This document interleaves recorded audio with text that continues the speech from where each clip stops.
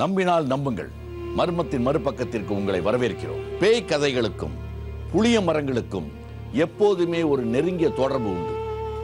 அறிவியல் ரீதியாக அதற்கு வேறு சில காரணங்கள் இருந்தாலும் யாரும் புளிய மரங்களை வீடுகளின் அருகே வளர்ப்பதில்லை. இன்று ரத்தமாக காய்க்கும் அமானுஷ்ய புளிய மரம், மன்னனின் கொடுங்கோலால் ஏற்பட்ட சாபம். பாளையமாக இருந்த நத்தத்தை பல நாயக்கர்கள் ஆட்சி செய்திருந்தாலும் லிங்கம நாயக்கர் பற்றிய செய்தி மட்டுமே அதிகம் கிடைக்கிறது. அவரது ஆட்சியின் கொடுங்கோன்மையை இன்றும் சொல்லும் வகையில் ஒரு அமானுஷ்ய புளிய மரம் அந்த பகுதியில் இருக்கிறது. பல நூற்றாண்டுகளுக்கு முன்பு தமிழகம் மன்னர்களின் ஆட்சியின் கீழ் இருந்தது.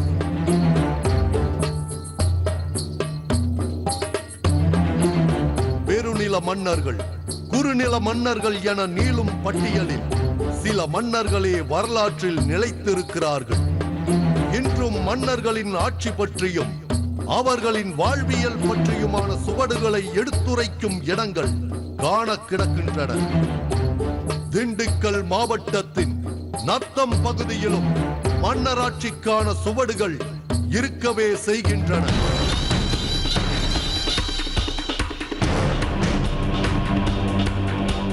ஆனால் அது ரத்தம் தோய்ந்தது. பெரிய பெரிய மரங்கள், முட்புதர்களுக்கு இடையே அங்கொன்றும் இங்கொன்றுமாய் துடியான தெய்வங்கள். ஊரின் மத்தியில் பழங்கால கல் மண்டபம், அரண்மனை தோற்றம் மாறா பாழடைந்த கட்டிடங்கள். இவைதான் நத்தம் பகுதியில் நமது குழு படம் பிடித்த முதல் காட்சிகள். சிதறி கிடந்த அரண்மனை சுவர்களும் பழங்கால கல் மண்டபமும் மன்னராட்சிக்கான பெருமையை சொல்ல காத்திருக்கிறது என்ற நினைப்பே நமக்கு. ஆனால் கிராம மக்கள் சுட்டிக்காட்டியதோ ஒரு புளிய மரத்தை.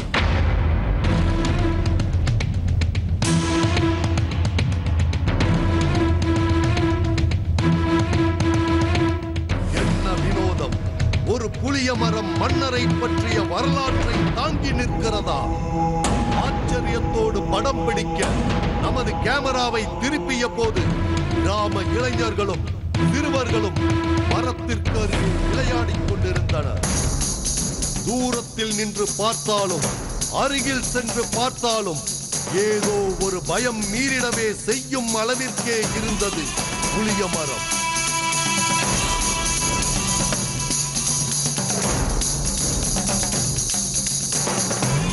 ஆனால் விளையாடிக் கொண்டிருந்த சிறுவர் கூட்டம் அந்த மரத்தையும் விட்டு வைக்கவில்லை. புளிய மரத்தில் ஏறி விளையாடிக் கொண்டிருந்தனர். சீசன் என்பதால் புளிய மரத்தில் பழங்களின் எண்ணிக்கைக்கு குறைவே இல்லை. செழித்து வனப்புடன் இருந்தது. சிறுவர்கள் பழங்களை பறித்திருந்தனர். பழங்களை சுவைத்திட எண்ணி கீழிறங்கினர். கூட்டமாய் அமர்ந்து புளிய மரத்திலிருந்து கைப்பற்றிய பழங்களை எடுத்து அதன் மேல் ஓட்டை பிரித்தனர். அதுவரை கலகலப்புடன் இருந்த சிறுவர்கள் மௌனமாகினர். அந்த பழத்தை எந்த சிறுவரும் உட்கொள்ள முயற்சிக்கவில்லை. மாறாக வெறித்து பார்த்தபடி இருந்தனர். என்ன நடந்தது என்பதை யூகிக்க முடியாமல் அருகில் சென்றால் அதிர்ச்சி, பேரதிர்ச்சி நமது குழுவிற்கு. மனித சதைகளை பீத்தால் படரும் ரத்தம் போல தெரிந்தது சிறுவர்கள் பறித்திருந்த புளிய மரத்தின் பழங்கள். ஒன்றல்ல இரண்டல்ல, மரத்தில் சிறுவர்கள் பறித்த அத்துணை பழங்களும் காய்களும் ரத்த சிவப்பிலேயே இருந்தன. எப்படி இது சாத்தியம்? இயல்பான நிறத்தில் இருந்து மீறி இந்த புளிய மரத்தின் பழங்கள் மட்டும் ரத்த சிவப்பில் இருக்க காரணம் என்னவாக இருக்கக்கூடும்? ஒருவேளை அதிசய கலப்பின மரமாக இருக்குமோ என எண்ணி இருந்தோம். சின்ன பிள்ளையா இருக்கும்போது அந்த காயை பிடிங்கி தும்பான். அது சிவப்பாக இருக்கும். வாயெல்லாம் சிவப்பாக வந்துடும். கையிலெல்லாம் தொட்டோம்னாலே சிவப்பாக வந்துடும். இந்த புளியாம்பழம் வந்து இன்னமும் காய் பிஞ்சு கூட ரத்தமாக தான் வருது. இப்படி கிள்ளணும்னு வச்சுங்க, ரத்தமாக தான் வருது. அந்த விதையை வந்து இன்னமும் வந்து என்ன இங்கே உலகத்தில் இங்கே போய் போட்டாலும் அந்த வந்து விதை வந்து எங்கேயுமே முளைக்க மாட்டேங்குது. இந்த கரந்த மலை வந்து பெரிய ஃபாரஸ்ட்டு, பெரிய மலை இது. இந்த இடத்துலயே வந்து அந்த விதையை போட்டால் கூட முளைக்க மாட்டேங்குது. பல பெண்களின் சாபத்தால் விளைந்த மரம் என்று ஒரு சிலரும், புதைக்கப்பட்ட படை வீரர்களின் குருதியில் முளைத்த மரம் என மற்ற சிலரும், தவறு செய்தவர்களுக்கு கொடுமையான தண்டனையை அரங்கேற்றிய இடத்தில் உயிர்ப்பித்த மரம் என்றும் வெவ்வேறு காரணங்களை அடுக்கிக் கொண்டிருந்தனர். மேலும் அதற்கு பின்புலமாக தங்கள் மண்ணை விட்டு அகலாத வரலாற்றை நினைவு கூர்ந்தனர் நத்தம் பகுதி மக்கள். பண்டைய மன்னர்கள் ஆண்ட காலம் அது. நத்தம் பகுதியையும் அதை சுற்றியுள்ள கிராமங்களையும் ஆண்டு வந்தார் மன்னர் லிங்கநாயக்கர். அவருடைய ஆட்சியில் செழிப்பான வனமாய் இருந்திருக்கிறது இக்கிராமம். இயற்கையின் கொடையாய் காட்சியளித்த இப்பகுதியில் மன்னர் தனக்காக ஒரு அரண்மனையை நிறுவ எண்ணினார். கலையில் ஆர்வம் கொண்டிருந்தாலும் அவரது ஆட்சி ஒரு கொடுங்கோல் ஆட்சியாக இருந்ததாகவே மக்கள் சித்தரிக்கிறார்கள். தவறிழைத்தவர்களும் நீதிநெறி தவறியவர்களும் கொடுமையான சித்திரவதைகளுக்கு ஆளாக்கப்பட்டு கொல்லப்பட்டதாகவும் கூறுகிறார்கள் ஊர் மக்கள். ஒரு நாள் மன்னர் லிங்கநாயக்கர் அரண்மனை காவலர்களிடம் வேட்டைக்காரன் சுவாமி கோவிலில் அருள்வாக்கு சொல்பவரை சந்திக்க விரும்பி அழைத்து வர சொல்லி இருக்கிறார். அவர்தான் சந்தன கருப்பசாமி. மன்னரின் நீண்ட நாள் சந்தேகங்களுக்கான விடை தேடும் முயற்சியாகவே சந்தன கருப்பு அழைக்கப்பட்டிருந்தார். தன் குலதெய்வமான வேட்டைக்காரன் சுவாமியை நினைத்தபடி மன்னரின் தீரா கேள்விகளுக்கு விடையளித்தார். அதனால் மன்னர் மற்றற்ற மகிழ்ச்சியில் விலை மதிப்படங்கா பரிசுகளை வாரி வழங்கி இருக்கிறார். அந்த லிங்கமநாயக்கருடைய கேள்வி அனைத்தையும் கேட்கறதுக்கு பூரா பதில் சொல்லியிருக்காரு. அந்த பதில் சொன்னதுனால அந்த தெய்வத்தை பாராட்டி, இப்படிப்பட்ட தெய்வத்துக்கு வந்து என்னுடைய நினைவாக அரண்மனை சார்பாக நான் சில பரிசுகள் தர்றேன், அதை வச்சு நீங்கள் இந்த தெய்வத்தையும் இந்த ஊர் கிராமத்தையும் கொண்டு நோக்குங்கன்னு சொல்லிட்டு பரிசு கொடுத்துருக்காரு. இந்த தெய்வத்துக்காக சொத்து கொடுத்துருக்காங்க, 60 குழி மானியம் சொத்து கொடுத்துருக்காங்க. அப்புறம் இந்த தெய்வத்தை வழிபடுத்துறதுக்காக நம்ம நாட்டாமை வேலை பார்க்கணும், இந்த கிராமத்தை நடைமுறைப்படுத்துறதுக்கு, தெய்வத்தை நெறிமுறைப்படுத்துறதுக்கு ஒரு நாட்டாமை வேலை கொடுத்துருக்காங்க. அப்புறம் மகாராஜா நினைவாக ஒரு கொம்பு கொடுத்துருக்காங்க, வெங்கல கொம்பு, அது இன்றும் இருக்குது. பின்னாளில் மன்னர் லிங்கநாயக்கரின் மெய்காப்பாளராகவும் மாறி போயிருக்கிறார் சந்தன கருப்பு. மெய்காப்பாளராக இருந்த சந்தன கருப்பிற்கு மன்னரின் போக்கு கவலை கொள்ள செய்தது. சந்தன கருப்பு எவ்வளவுதான் எடுத்துரைத்தாலும் அதை பொருட்படுத்தாதவராகவே இருந்திருக்கிறார் மன்னர். நாட்கள் செல்ல செல்ல மன்னர் தனது நீண்ட நாள் கனவான அரண்மனையை கட்டத் துவங்கினார். தன் குடிமக்களை சித்திரவதைக்குட்படுத்த துணிந்திருந்தார். அது தாஜ்மஹாலை உயிர்ப்பித்த பணியாளர்களுக்கு ஷாஜகான் இழைத்த கொடுமைகளை நினைவூட்டும் விதத்தில் இருந்தது. ரத்தமாக காய்க்கும் அந்த புளிய மரத்தின் கீழ் பல பெண்கள் உயிரோடு புதைக்கப்பட்டிருப்பதாக நம்புகிறார்கள் நத்தம் பகுதி மக்கள். ரத்தம் படிந்த அந்த மண்ணில் முளைத்ததாலேயே அந்த புளிய மரத்தின் பழங்கள் ரத்தம் போன்று இருப்பதாகவும் கூறுகிறார்கள். லிங்கநாயக்கர் மதுரையை ஆண்ட சொக்கநாத நாயக்கருக்கு எதிராக பல சூழ்ச்சிகள் செய்தார் என வரலாற்று குறிப்புகள் உண்டு. ஆனால் இரத்த புளிய மரத்தின் பின்னணி பற்றிய ஆதாரங்கள் இல்லை. லிங்கநாயக்கருக்கு பின்னால் மேலும் பல அமானுஷ்யங்கள் இருக்கின்றன. நத்தம் பகுதியில் சொல்லப்படும் புளிய மரத்தின் கதை அமானுஷ்யமாகவே இருக்கிறது. இரத்தமாக காய்க்கும் புளியம் பழங்களை மக்கள் உபயோகிப்பது இல்லை. அதனால் அது என்ன சுவையோடு இருக்கும் என்பதும் அவர்களுக்கு தெரியாது. இடிந்து கிடக்கும் நாயக்கர் அரண்மனையில் மற்றொரு அதிசயமும் இருப்பதாக நம்பப்படுகிறது.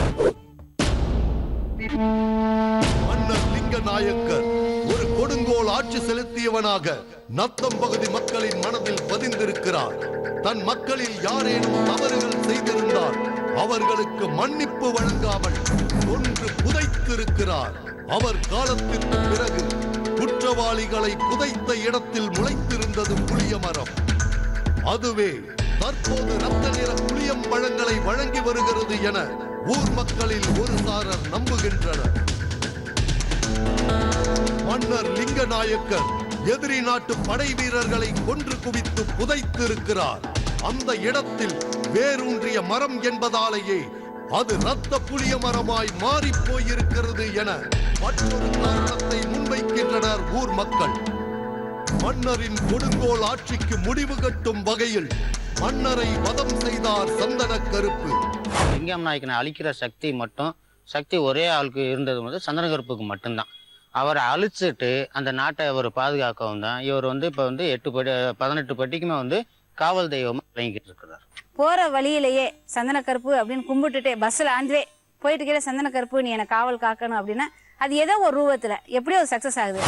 மன்னருடைய கொடுங்கோலின் எல்லையாக தன்னுடைய அரண்மனை கனவை நினைவாக்க கட்டிட மாதிரிகளை தயாரிக்க சொன்னார்.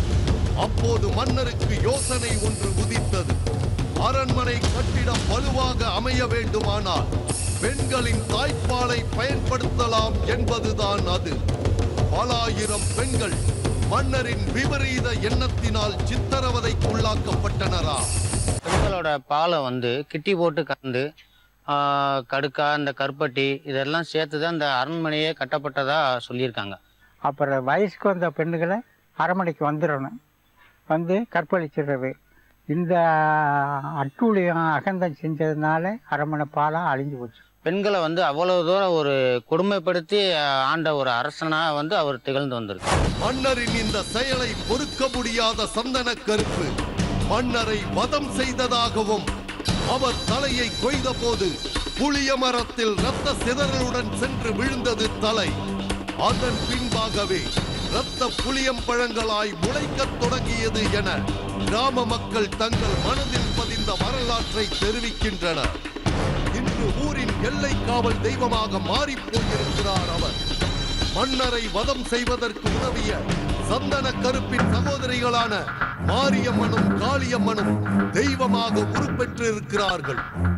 ஊர் மக்கள் சொன்ன வரலாற்றில் வாழும் சான்றாய் இருக்கிறது பாழடைந்த அரண்மனை. ஊரின் மத்தியில் நவீன கட்டிடங்களுக்கு அருகே உட்புதர்கள் மண்டி கிடந்த நிலப்பரப்பில் வீற்றிருந்தது பழங்கால கல்மண்டபம் ஒன்று. மன்னர் தன் படை வீரர்களோடு போருக்கு சென்று திரும்பும் வேளையில் ஓய்வு தேவைப்படி ஆயுதங்களை மண்டபத்தில் வைத்துவிட்டு களைப்பாறுவதற்காக அது கட்டப்பட்டது. அந்த மண்டபத்தை மக்கள் சேர்வீடு என்றே அழைக்கின்றனர். சேர்வீடுதான் இந்த கிராமத்தில் தோன்றிய முதல் வீடா. ஷேர் கருப்புசாமி, ஷேர் வீடு, ஷேர் குட்டு இந்த மாதிரி ஒரு ப்ராப்ளம் வந்ததுனால இந்த ஒரு வீடா ஒத்த வீடா ஒரு மண்டபம் வந்து அவர் லிங்கமநாயகன் கட்டி வச்சதுனால அப்போ மக்கள்லாம் உருவான பின்னாடி ஷேர் வீடுன்னு அதுக்கே ஒரு பட்டத்தை பேரை சொல்லி ஷேர் வீடுன்னு அந்த இன்னைக்கு அந்த ஒரு வீட்டை குறிச்சுட்டு அந்த ஊரைய. மேலும் சேர் வீட்டில் புதையல் இருப்பதாக மக்கள் நம்புகின்றனர். பெரும் மதிப்பிலான நகைகளையும் பொருட்களையும் மன்னர் பாதுகாப்பு கருதி இங்கு வைத்துள்ளதாகவும் தெரிவித்தனர் ஊர் மக்கள். இந்த மண்டபம் இருக்கு இல்லைங்களா, அந்த கல் மண்டபம், இது உள்ளேயும் வந்து புதையல் பொக்கிஷம்லாம் நிறைய இருக்குன்னு சொல்றாங்க. இதே மாதிரி வந்து மொத்தம் 6 மண்டபம் இருக்கு. இந்த 6 மண்டபத்துல இந்த மண்டபத்துல இருக்குதா, எந்த மண்டபத்துல இருக்கு அப்படின்றது கன்ஃபார்மா வந்து யாருக்கும் தெரியலைங்க. புதையலை எடுப்பதற்காக மட்டுமல்லாமல் சாதாரணமாக கூட யாரும் சேர் வீட்டின் உள் செல்வது கிடையாதா? எனக்கு 30 வயசு ஆயிடுச்சா ஆக்சுவலா. நான் வந்து இது வரைக்கும் உள்ள ஒரு நாள் கூட போனதே கிடையாது வந்துட்டு. அது ஏன் செட்டு பசங்க யாரும் உள்ள போனது கிடையாது. ஏன்னா உள்ளுக்கு இருட்டா இருக்கு அப்படின்ட்டு யாரும் பயந்துட்டு உள்ள ஏதாச்சும் இருக்குன்னு சொல்லி யாரும் உள்ள போனதே கிடையாது வரைக்கும். சேர் வீட்டில் மட்டுமல்ல, ஊரின் பல பகுதிகளில் மன்னர் புதையலை வைத்திருக்கலாம் எனவும் ஊர் மக்கள் சந்தேகிக்கின்றனர். நத்தம் பகுதியில் புதையுண்ட ஒரு வரலாற்றின் சான்றாகவே மக்கள் தெரிவித்த கதைகளை பார்க்க முடிகிறது. சகஜ வாழ்க்கைக்கு மக்கள் திரும்பி இருந்தாலும் இரத்த புளிய மரம் அம்மக்களின் இயல்பு வாழ்க்கையை குறைப்பதாகவே இருக்கிறது. பெண்களின் பாவத்தால் விளைந்த மரமாக இரத்த புளிய மரம் பார்க்கப்படுவதால் அந்த பகுதியை கடக்க பெண்கள் அச்சம் கொள்ளவே செய்கின்றனர். அது பாவப்பட்ட புளிய மரம், அதனால நாங்கள் அங்கனக்குள்ள போகவே மாட்டோம். ஒதுங்கிட்டே தான் போவோம். அதை பார்த்தா எங்களுக்கு பயமாவே தான் இருக்கு. நாங்க அந்த பக்கத்திலேயே போக மாட்டோம். ஆனாலும் ஊரின் எல்லை காவல் தெய்வமான சந்தன கருப்பு சாமிக்கு பிடிக்காத எந்த ஒரு காரியத்தையும் மக்கள் செய்ய துணிவதில்லை. மீறினால் காத்திருக்கிறது உயிர் பலி. இடிந்து கிடக்கும் அரண்மனைகள், பாழடைந்து கிடக்கும் மண்டபங்கள் அனைத்திலும் புதையல் கதைகள் இருக்கவே செய்யும். அதில் எந்த அளவிற்கு உண்மை இருக்கிறது என்பதை ஒருவராலும் உறுதிப்படுத்த முடியாது. லிங்கநாயக்கர் வழிபட்டது கருப்பண்ணசாமியை. மன்னன் கொடுங்கோலனாக இருந்தாலும் கருப்பண்ணசாமி இன்றளவும் மக்களின் குறைகளை தீர்த்து வருகிறாராம். லிங்கநாயக்கரால் ரத்தமாக காய்க்கும் புளிய மரம் அரண்மனையில் இருப்பதாக நம்பப்படும் புதையல் என நத்தம் பகுதியில் பல்வேறு கதைகள் உலா வருகின்றன. இவையெல்லாம் ஒருபுறம் இருக்க, இங்கே நடைபெறும் பஞ்சாயத்துக்கள் அனைத்தும் கருப்பண்ணசாமி முன்னிலையில் நடைபெறுகின்றன. நத்தம் பகுதியை சுற்றியுள்ள கிராமங்கள் அத்துணைக்கும் முதல் மற்றும் மூல தெய்வமாக பார்க்கப்படுகிறார் சந்தன கருப்பு. இந்த கோயில் இல்லைன்னா நத்தத்தில் எந்த திருவிழாவும் நடக்காது. ஊரில் நடக்கும் சிறு சிறு குற்றங்களுக்கு பஞ்சாயத்தும் உண்டு. அவங்க கையெழுத்து போட்டிருக்கணும். அதை நீங்க நல்லா புரிஞ்சுக்கணும். ஒரு வாரம் சொல்லியிருக்கேன், இந்த மாதிரி சொன்னேன். அவங்க வந்து பாப்போம்னு சொன்னாங்க, நான் விட்டேங்க அப்படின்ட்டு. என்ன நடவடிக்கை தெரியாது. பஞ்சாயத்து கூட்டம் கூடுவதும் சந்தன கருப்பு கோவிலில் தான். சந்தன கருப்பு கோவிலில் வைத்து விசாரித்தால் மட்டுமே உண்மையை மறைக்காமல் ஒப்புக்கொள்வார்கள் என்பது நம்பிக்கை. எந்த ஒரு பிரச்சனையா இருந்தாலும் போலீஸ் ஸ்டேஷன், கோர்ட்டு, கேஸ்ன்னு போகாம அந்த சந்தன கருப்பு கோயில் வாசல்ல போய் உட்கார்ந்து அமர்ந்து அனைத்து மக்களும் ஒன்றுபட்டு அந்த அந்த குற்றம் குறைய விசாரிச்சு யார் மேல குற்றம் இருந்தாலும் உடனுக்குடன் தீர்வு. குற்றவாளி அந்த இடத்துலயே ஒத்துக்குருவாங்க. அவங்க அதுக்கு தகுந்த ஒரு பனிஷ்மெண்ட் பண்ணி அவனுக்கு நல்ல புத்தியை கொடுத்து இனிமேல் செய்யாதப்பான்னு சொல்லி பனிஷ்மெண்ட் பண்ணி அதை முடிச்சு விட்டுருவாங்க. ஒருத்தவங்களுடைய ப்ராப்பர்ட்டி இன்னொருத்தவங்க அபகரிச்சுக்கிட்டாங்க. அதை வந்து கேட்குறப்ப இல்லை அப்படின்னு சொல்றப்ப, நீ உண்மையிலே எனக்கு கொடுக்க வேண்டியது இல்லைன்னா கழுமரத்தை தொட்டோ கம்பத்தடியை தொட்டோ சொல்லு அப்படின்ற நடைமுறை இந்த பக்கத்து கிராமங்கள்ல இருக்கு. அப்படி சொல்லிட்டா உண்மையிலே அவங்க இறந்து போயிடுறாங்க. காவல் தெய்வமான சந்தன கருப்பிற்கு பிடிக்காத எதையும் மக்கள் செய்ய மாட்டார்களாம். அதிலும் குறிப்பாக குதிரை சவாரி இன்றளவும் அங்கே நடப்பதில்லை. கருப்புசாமிக்கு குதிரை வாகனம், சந்தன கருப்புசாமி குதிரை வாகனம், வேட்டக்காரசாமிக்கு குதிரை வாகனம், சேரு கருப்புசாமிக்கு குதிரை வாகனம், ஆகாச வீரனுக்கு குதிரை வாகனம். இப்போ இவங்க வாகனத்தில் குதிரை வாகனத்தில் இருக்கும்போது நம்மள மாதிரி மனிதன்கள் வந்து குதிரையில் போகக்கூடிய அனுமதி அவங்க கொடுக்கல. அப்படியே குதிரையில் வந்தாலும் ஒன்று அந்த வண்டி சாஞ்சிரும், அல்லது அந்த குதிரைக்கு வந்து கால் ஒடிஞ்சு போயிடும். இதுக்கு முன்னாடி ஒருத்தர் இது மாதிரி தான் குதிரையில் வந்து வீம்புக்குன்னே நான் போகிறேன்னு சொல்லிட்டு போயிட்டு தோராதி போகிறேன்னு சொல்லி போயிருக்காரு. போகும்போது சேரோடுக்கு இந்த பக்கம் போகும்போது அந்த குதிரைக்கு வந்து 2 காலுமே உடஞ்சு போயிருக்கு.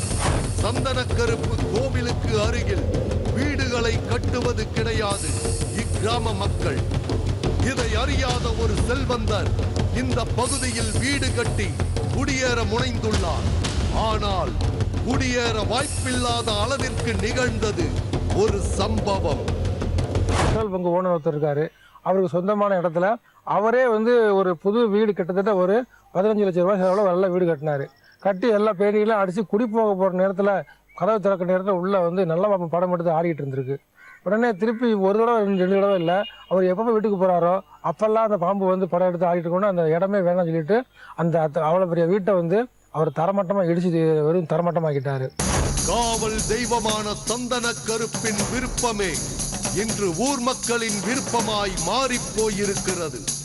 சந்தன கருப்பு கோவிலுக்கு வேண்டுதலுடன் வருவோர்களின் எண்ணிக்கை கூடியிருக்கிறது. சந்தன கருப்பு கோயில் ரொம்ப விசேஷமான கோயில், ரொம்ப சக்தி வாய்ந்தது.